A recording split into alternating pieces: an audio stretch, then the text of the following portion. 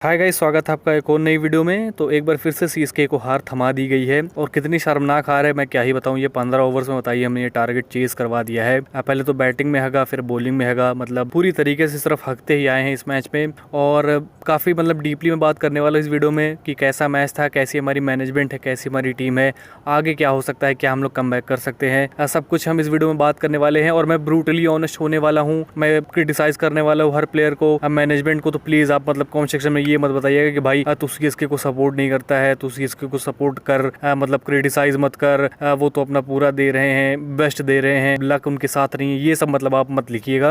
अगर ये मतलब 10 करोड़ रुपए, 12 करोड़ रुपए, 20 करोड़ रुपए लेकर अगर ये आईपीएल खेलने आ रहे हैं और अगर इनसे परफॉर्मेंस नहीं निकल रही है तो क्रिटिसाइज करना मेरा काम है, मैं क्रिटिसाइज करूंगा और आप भी मेरे हिसाब से कहीं ना कहीं एग्री करेंगे इस बात पे। तो मतलब इमोशनली होकर किसी प्लेयर से आप बहुत ज्यादा प्यार करते हैं तो मतलब इतना इमोशनल मत हो जाए कि भाई उसकी गलतियां ही आपको ना दिखाई दे और वो जो भी करे बस आप उसको सपोर्ट करते रहिए आंख मूंद के। तो ये एकदम गलत बात है। अगर आप किसी टीम को प्यार करते हैं, अगर किसी टीम को सपोर्ट करते हैं तो भाई आपको उसकी चिंता होनी चाहिए किस तरफ ये हमारी चेन्नई सुपर किंग्स जा रही है, उसको क्रिटिसाइज करना होगा, तभी मुझे लगता है ये इंप्रूवमेंट्स होगा। और अगर ऐसे ही ब्लाइंडली आप इसे प्यार करते रहेंगे और कुछ भी करे हम तो बस सीएसके को सपोर्ट करेंगे, मतलब करिए, ये तो चलिए अलग बात होगी कि सीएसके को थिक और थिन दोनों में सपोर्ट करना है, लेकिन अगर वो गलत कुछ कर रहे हैं तो भाई उसको क्रिटिसाइज करना भी इंपॉर्टेंट है। और एज अ फैंस आपको सबसे पहले स्टेप अप करना होगा, तभी मैनेजमेंट को समझ में आएगा ये बात। तो होपफुली आपको ये बात समझ में आई होगी। और इस मैच की तो बात हम लोग करेंगे ही करेंगे, लेकिन भाई कॉनवे के बारे में बात करने वाले हैं क्योंकि भाई वो एक सीरियस मैटर है। तो चलिए अब इस वीडियो को शुरू कर लेते हैं, लेकिन उससे पहले एक छोटी सी प्रमोशन ये है कि भाई अगर आपको टॉस प्रेडिक्शन, मैच प्रेडिक्शन, इन सब में आपको अगर इंटरेस्ट है तो राघव क्रिकेट एनालिस्ट से आप कॉन्टैक्ट कर सकते हैं। इनका नंबर मैंने डिस्क्रिप्शन में डाल दिया है और इनसे मतलब डायरेक्टली आप मैसेज करिए व्हाट्सएप पे और आपको सब प्रेडिक्शंस मिल जाएंगी और काफी सटीक प्रेडिक्शंस इनकी होती है। बस मैं आपसे यही कहना चाहूंगा। चलिए अब हम इस वीडियो को शुरू करते हैं और अगर आप चैनल पे पहली बार हैं तो प्लीज सब्सक्राइब जरूर कर दीजिएगा और वीडियो को जरूर लाइक कर दीजिएगा। बस ये दो काम आप कर दीजिए, वैसे ही सीएसके हार रही, कम से कम इससे दिल अपना खुश कर लूं। तो चलिए अब शुरू कर लेते हैं इस वीडियो को। तो एकदम शुरू से हम लोग शुरू करेंगे। भाई टॉस हम लोग हारे थे, पहले बैटिंग हमें मिली थी और जैसी पिच ये दिखाई दे रही थी ऐसा लग रहा था कि भाई अगर आप यहाँ पे 200 से नीचे अगर कोई कितना भी बनाएंगे तो मुझे लगता है वो आसानी से चेज हो जाएगा। और अगर मैं यहाँ से बैठ के अगर ये मैं पॉइंट आउट कर सकता हूँ कि भाई 200 से नीचे अगर आप बनाएंगे तो मतलब चेजेबल है काफी आसानी से। तो सीएसके को ये बात क्यों नहीं समझ में आ रही कि भाई यहाँ पे 200 प्लस बनाने हैं। जिस इंटेंट के साथ वो पावर प्ले में आए थे ऐसा तो लग ही नहीं रहा था कि वो 200 प्लस बनाना चाहते हैं। वो तो कहिए रचिन रविंद्र आउट हुए, आयुष मात्रे आए और थोड़ा एक्सेलरेशन उन्होंने प्रोवाइड किया, वरना तो जो हमारे दो ओपनर्स आए थे, रशीद को मैं ज्यादा क्रिटिसाइज नहीं करूंगा क्योंकि भाई वो तो ट्राई कर रहे थे, अब बस उनसे कनेक्ट नहीं हो रहे थे। मुझे लगता है थोड़ा वो नर्वस भी हो गए थे। लेकिन रचिन की अगर मैं बात करूँ तो भाई वो वाला आम नहीं होता था जो भाई 6 महीने आता है और 6 महीने नहीं आता है, कुछ उसी तरीके का वो आम बन के रह गए थे। और मतलब क्या ही बताऊं, 6 में से एक पारी आ जाती है, बस उसी को लेकर सब लोग हाइप करते रहते हैं रचिन रविंद्र को। मैं तो भाई कॉनवे को जल्द से जल्द देखना चाहूंगा या फिर सैम करन को भी इनकी जगह देखने को मिल जाए, वो भी मैं बर्दाश्त कर लूंगा। लेकिन रचिन रविंद्र तो भाई वो प्लेयर नहीं है जो हम लोग समझ के बैठे हैं इनको। फिर हम लोग बात करते हैं आयुष मात्रे की, मैंने बात कर ही ली भाई, he was the best player और उनकी जितनी तारीफ की जाए उतनी कम है। ऐसा लग ही नहीं रहता कि भाई 17 साल का कोई प्लेयर खेल रहा है और इन लोगों को शर्म आनी चाहिए। जिस तरीके से वो 17 साल का खिलाड़ी खेला है, अगर उसका ये आधा भी खेलें तो मुझे लगता है सीएसके 200 प्लस बना ही देती, लेकिन ये लोग ट्राई ही नहीं करना चाहते कि आयुष मात्रे की तरह ही लोग खेलें। फिर आते हैं रविंद्र जडेजा, जो मतलब मोमेंटम था, जैसा कि लाइव में मैंने पिछले आदर्श भाई ने बात करी ही थी, जो भी मोमेंटम था वो सारा फकअप कर दिया इन्होंने। जो स्ट्राइक रेट से इन्होंने खेला है, शिवम दुबे फिर उसका साथ देने आ गए। मतलब शुरुआत में मिडिल ओवर्स में इतना धीरे ये लोग खेले हैं, जो मतलब मोमेंटम जिस तरीके से बना था, अगर उसी मोमेंटम को ये लोग कंटिन्यू करते तो 200 प्लस बन जाते आराम से। अब बाद में एक्सेलरेट करने का ये नुकसान है कि भाई जब आपके पास 5-6 ओवर्स बचे तो उसमें कितना एक्सेलरेट करके कितना रन बना लेंगे। जब बुमराह के आपके 2-3 ओवर्स बचे हुए हैं तो आप कितना भी एक्सेलरेट कर लीजिए, आप उस टोटल पे नहीं पहुंच पाएंगे जो टोटल की आपको ज़रूरत थी, कितना भी आप एक्सेलरेट कर लेंगे। और बाद में यही हुआ कि भाई इन लोगों ने मतलब कुछ तो एक्सेलरेट कर लिया, अब इनको दिखाने को हो गया कि भाई 32 पे 50 मैंने बना दिया है, 35 पे 50 मैंने बना दिया, भाई अच्छी पारियाँ तो हो ही गई। अब उस जो स्टिंकर ये लोग पहले ड्रॉप करने वाले थे उसको हाइड कर लिया, मतलब जो बाद में 2-4 छक्के लगा करके। और अगर आप ट्रू फैन है तो आपने ये ज़रूर एनालाइज किया होगा कि भाई मिडिल ओवर्स में हमें एक्सेलरेट करने की ज़रूरत थी, जहाँ पे हम नहीं कर पाए वहीं मुझे लगता है फकअप हो गया। फिर हम लोग बात करते हैं, थोड़ा मैनेजमेंट की बात करेंगे पहले। और इसमें क्या एम एस धोनी का भी हाथ हो सकता है, क्यों?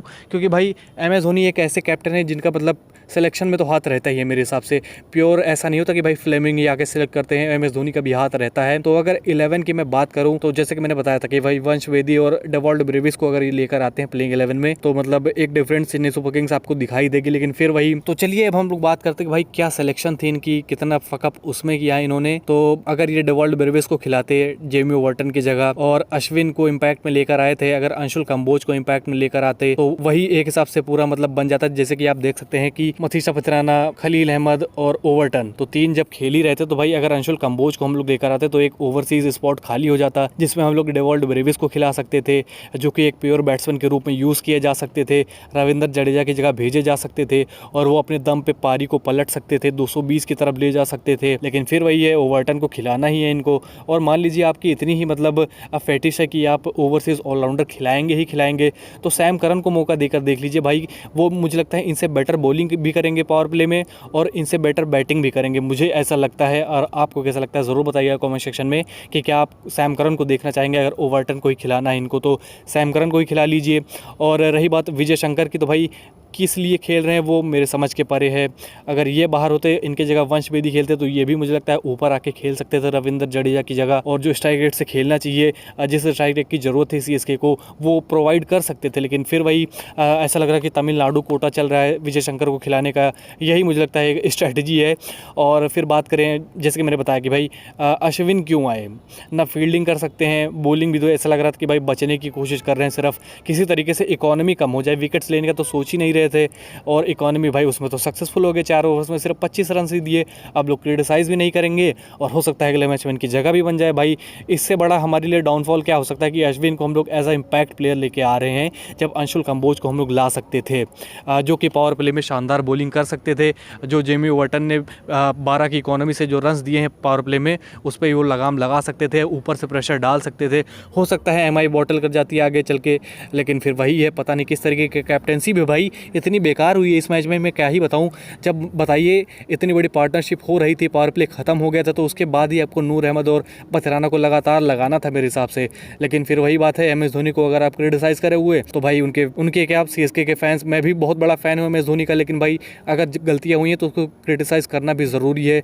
लेकिन फिर वही बात है, कुछ लोग ऐसे होते हैं जिनको बर्दाश्त नहीं होता, वो आगे कमेंट सेक्शन में बताएंगे कि भाई क्या आप एम एस धोनी को अब सिखाओगे, जो उन्होंने किया है इंडिया के लिए, जो उन्होंने किया है सीएसके के लिए, उसका आप 1% भी नहीं कर सकते। भाई मैं मानता हूँ, मैं 1% का 0.01% भी नहीं कर सकता, लेकिन फिर वही बात है, इस मैच पे अगर गलतियां हुई तो उसको पॉइंट आउट करना भी ज़रूरी है मेरे हिसाब से। और मैं कुछ नहीं उनके सामने, मुझे पता है, लेकिन फिर वही है, आई लव सीएसके। तो भाई मुझे दुख होता है जब ऐसे फकअप्स होते हैं कैप्टेंसी में या फिर टीम सिलेक्शन में या फिर फील्डिंग में, तो भाई मुझे पॉइंट आउट करना मेरी जिम्मेदारी लगती है मेरे हिसाब से, अगर मैं देखूँ तो।